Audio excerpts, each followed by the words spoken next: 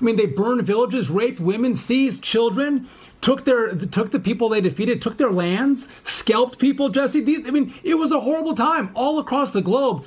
But they want to apply the woke standard that they have today on Christopher Columbus, but nobody else in the world. And I think what they want to do is get American kids, get the American people to actually hate our founding, whether you're hating the founding fathers or our explorers.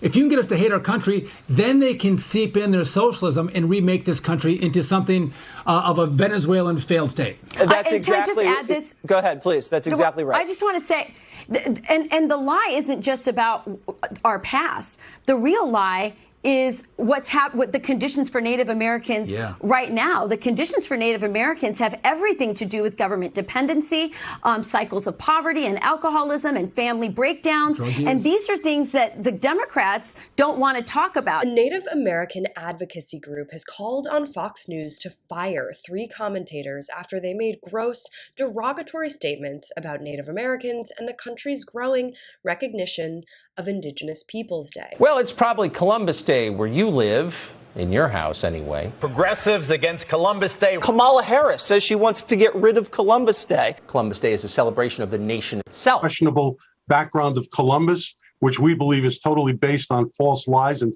false accusations. I'm Caroline Johnson. Thanks for watching. IllumiNative, which is a Native-led nonprofit dedicated to battling toxic misconceptions of Native Americans, issued a statement from its founder and executive director, Crystal Echo Hawk, on certain hosts' quote, abhorrent statements. We strongly urge Fox News to take responsibility and immediate action to address the blatant racism and discrimination driven by their hosts and contributors. The statement goes on. There should not be a television network in the United States that allows people like Jesse Waters, Rachel Campos Duffy, and Sean Duffy to disseminate hate and indoctrinate this country with racism and white supremacy. During a joint appearance on Fox News Primetime, Rachel Campos Duffy and her husband Sean complained that, quote, Christopher Columbus was the first victim of cancel culture, defending his literal genocidal behavior by saying that Native Americans, quote, were just as brutal as Columbus and other European colonizers. Although the holiday has passed, it's a good time as ever to repeat the truths about Christopher Columbus that the right simply cannot wrap their brains around. 1. Columbus never set foot in the geographic area known as the United States, or what we today refer to as North America. As for Italians who claim he is a national hero, Columbus didn't identify as Italian. How could he? The Italian nation-state as we know it was created in the 1860s. Columbus was despised in his native Genoa, which is why it was the Spanish crown that funded his expeditions. The US didn't really start celebrating Columbus's legacy until the 19th century, when more Irish and Italians immigrated to America and embraced Columbus as a pathway to validate their burgeoning communities. And finally, even in his time, Columbus's treatment of indigenous people was notoriously brutal. The 15th century Dominican friar Bartolomé de las Casas, who joined him for his 3rd voyage, wrote extensively about Columbus's atrocities during his day. In lambasting the Fox News hosts, Echo Hawk made the crucial point that, quote, for so long, Americans have chosen to omit and forget us from history and the present day. They render us down to grossly inaccurate stereotypes to perpetuate the discrimination and oppression of Native Americans that begun with their, quote, founding fathers. But we know these are lies non-natives tell themselves to feel better, even proud about the horrifying truth of this country and of their ancestors. In their honor, take some time today to find an Indigenous mutual aid support group and start a recurring donation. Maybe you can even say it's on behalf of Jesse Waters, the Duffys, and Fox News. Thanks so much for watching. You can follow me on all platforms at Caro Johnson 917.